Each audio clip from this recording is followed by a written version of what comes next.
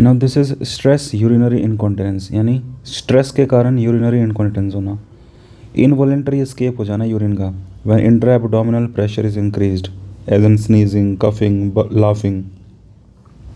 Most common type of urinary incontinence है ये woman में, accounting for 50 to 70% cases of urinary incontinence in woman.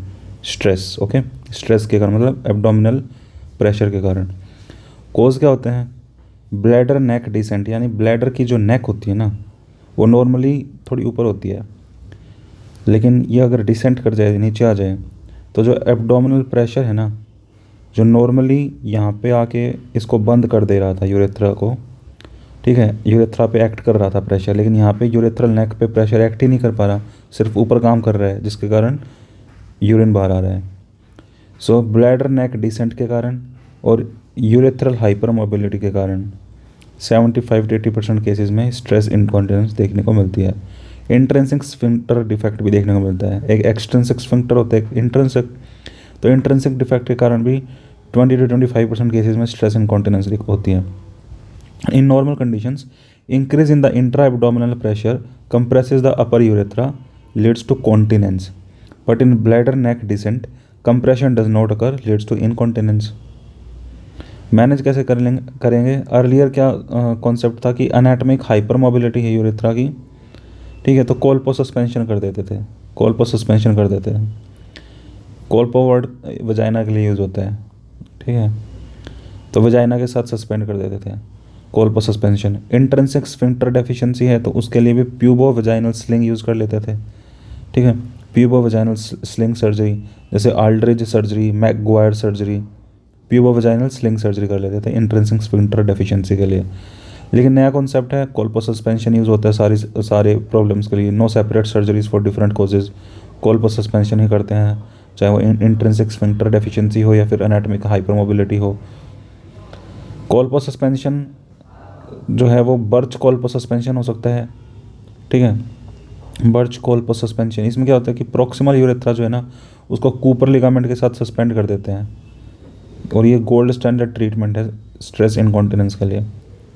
तो Cooper ligament जो है, जिसको इलियोपेक्टिनियल लिगामेंट भी बोलते हैं, this is the Cooper ligament, ठीक है, इसके साथ ब्लैडर को सस्पेंड कर देते हैं, यूरेथ्रा को सस्पेंड कर देते हैं, प्रॉक्सिमल यूरेथ्रा को, ठीक है, बर्च कोल्पो सस्पेंशन।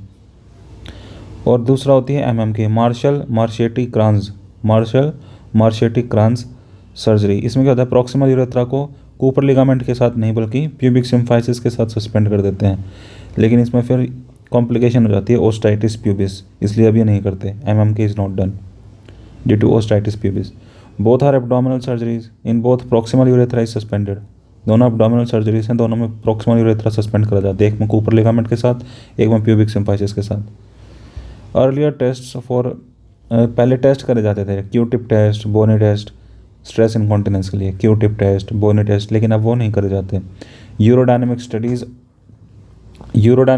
जो हैं वो अर्ज इनकॉन्टिनेंस के लिए करे जाते हैं टेस्ट, स्ट्रेस इनकॉन्टिनेंस के लिए नहीं करे जाते। स्ट्रेस इनकॉन्टिनेंस के लिए पहले क्यू टिप टेस्ट, बोनी टेस्ट वगैरह करे जाते थे, अब नहीं करे जाते। Urodynamic studies are needed in अर्ज incontinence, not in stress incontinence. तो सर्जरीज कौन सी करेंगे हम स्ट्रेस इनकॉन्टिनेंस में? कोल्पो सस्पेंशन सर्जरी करते हैं। Colpo suspension which can be Burch colpo suspension, which can be MMK procedure, it can be colpo suspension using the white line of pelvic fascia, white line of pelvic fascia उसके साथ suspend कर सकते हैं, coopers ligament के साथ suspend करते हैं birch में, और एमएमके में प्यूबिक सिम्फाइसिस के साथ, which is not done because of osteitis pubis. कुछ नई सर्जरीज हैं जैसे टीवीटी और टीओटी, डे केयर सर्जरीज हैं, ये वजाइनल सर्जरीज हैं। मिड यूरेथ्रा सस्पेंड करा जाता है, प्रॉक्सिमल नहीं बल्कि mid urethra is suspended in these surgeries, TVT and TOT. ये डे केयर सर्जरीज हैं और वजाइनल सर्जरीज हैं। इनमें क्या करते हैं कि मिड यूरेथ्रा जो है ना उसको